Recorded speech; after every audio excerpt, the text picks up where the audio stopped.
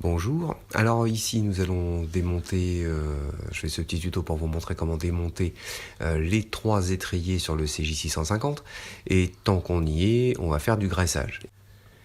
Pour démonter, on va avoir besoin d'une clé Allen de 5. On aura besoin d'une clé, soit clé à pipe 12 et 14, soit, mais débouchée, soit le mieux d'un cliquet avec rallonge, avec des douilles de 12 et de 14. Faudra un petit peu de papier de verre et puis bien sûr de la graisse. Dans un premier temps, on va prendre la clé Allen de 5 et on va enlever le petit bouchon qui se trouve en bas de l'étrier. Donc là, je suis sur l'étrier avant. On enlève le petit bouchon. Et derrière, il y a l'axe qui tient les plaquettes, qui est toujours avec la clé Allen de 5. Donc une fois que le bouchon est enlevé, on desserre, on débloque l'axe, mais on ne l'enlève pas entièrement. C'est juste pour le débloquer, pour nous faciliter la vie. Ensuite, on prend la clé de 14, on va débloquer et cette fois-ci enlever les vis qui maintiennent le support d'étrier sur la fourche de façon à enlever l'étrier. Une fois l'étrier retiré, on reprend notre clé Allen de 5 pour enlever cet axe qui est en bas et qui permet... Alors on retourne l'étrier de façon à ce que les plaquettes ne tombent pas. On enlève cet axe, donc on dévisse un petit peu, puis ensuite on tire simplement dessus et on retire les plaquettes.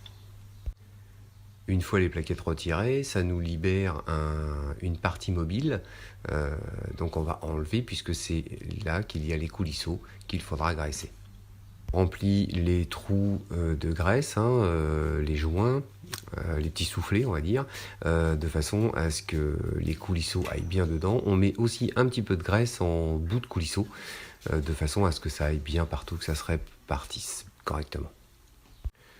On profite pour nettoyer l'axe de support de plaquettes.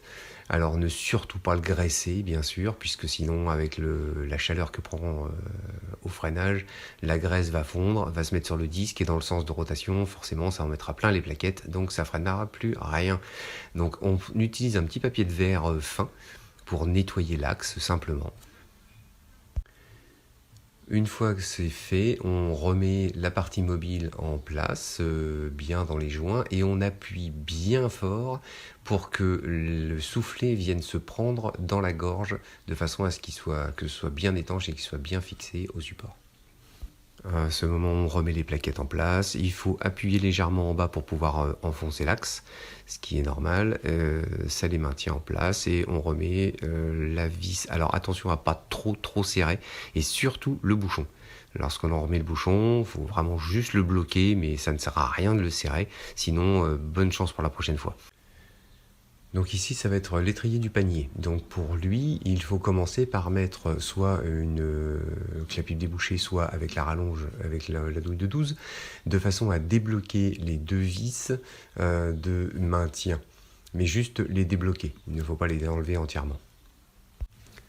On dévisse le support d'étrier avec la clé de 14 et on regarde tomber les rondelles parce que ça c'est la partie amusante quand il va falloir les remettre.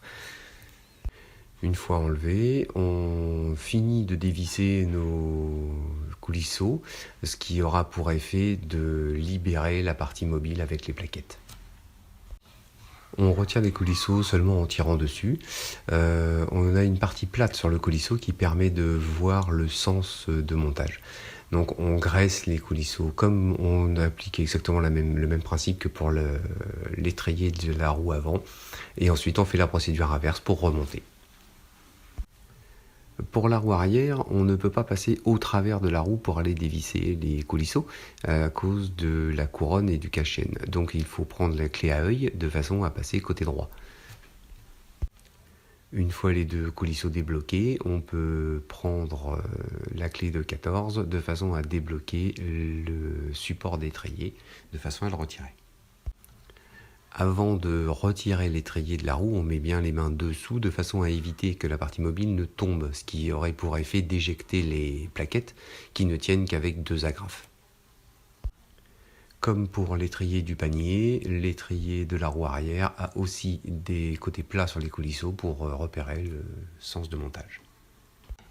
Voilà, une fois les coulisseaux graissés ainsi que d'avoir bien chargé à l'intérieur des soufflets, eh bien il n'y a plus qu'à faire l'inverse pour remonter.